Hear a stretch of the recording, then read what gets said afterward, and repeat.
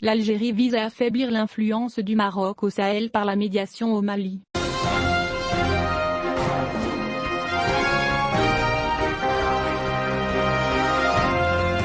Le palais El Mouradia poursuit sa médiation politique dans le dossier financier afin de construire de nouvelles alliances tactiques au Sahel africain, qui fragiliseraient la puissance du Maroc dans sa zone d'influence, en cherchant à jouer un rôle de facilitateur pour trouver une solution à la crise entre le chef de l'autorité de transition au Mali et la communauté économique des États de l'Afrique de l'Ouest. Le groupe CEDEAO a décidé d'imposer des sanctions au Mali en raison du report des élections, prolongeant ainsi la période de séjour de l'armée malienne au pouvoir après le coup d'État de 2020, qui l'a incité à fermer les frontières avec elle, geler ses avoirs bancaires, se retirer mission diplomatique de Bamako, et annule toute forme de coopération et de coordination avec elle. Ainsi, le président de l'autorité de transition au Mali, le colonel Azimi Guetta, a reçu l'envoyé spécial algérien au Sahel, Dhilmi Boudjema, afin de rapprocher les points de vue des parties, car il a proposé de prolonger la période de transition au Mali pour une période de 16 mois afin de permettre aux autorités d'organiser les élections.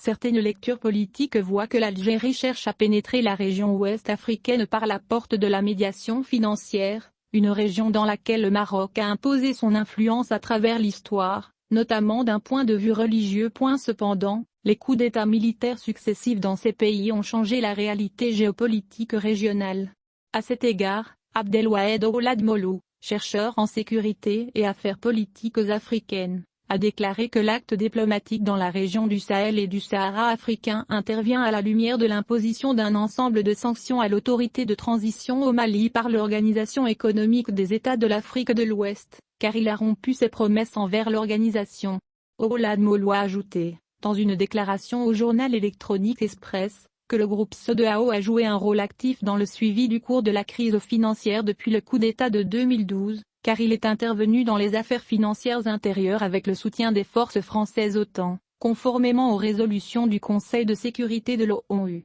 Le même politologue a expliqué que la réaction algérienne durant cette période a été négative, bien que les mouvements djihadistes et armés au Mali aient failli entrer dans la capitale, Bamako, après avoir pris le contrôle de la plus grande ville du Nord. Alors que l'Algérie continuait à servir de médiateur selon deux thèses, le premier est la frontière qui l'unit au Mali, et le second est le problème des Touaregs au nord du Mali et de l'Algérie. Et le même porte-parole de poursuivre, en fait, l'Algérie par d'autres propositions non déclarées pour poursuivre sa médiation dans les affaires financières, puisqu'elle emploie des chefs terroristes stationnés dans la région du Sahel et du Sahara pour servir son agenda, et se coordonne avec les forces russes de Wagner d'intervenir au Mali pour empêcher toute entrée de forces étrangères dans cette région, après le retrait des forces françaises. L'Algérie cherche de tout cela à dominer le Sahel et le Sahara pour isoler le Maroc, et donc elle cherche de nouveaux débouchés pour nouer des relations fortes avec les pays de la région, ajoute Ouled Melou, qui a conclu que l'acte diplomatique algérien est approprié, car il n'a pas fourni le terreau fertile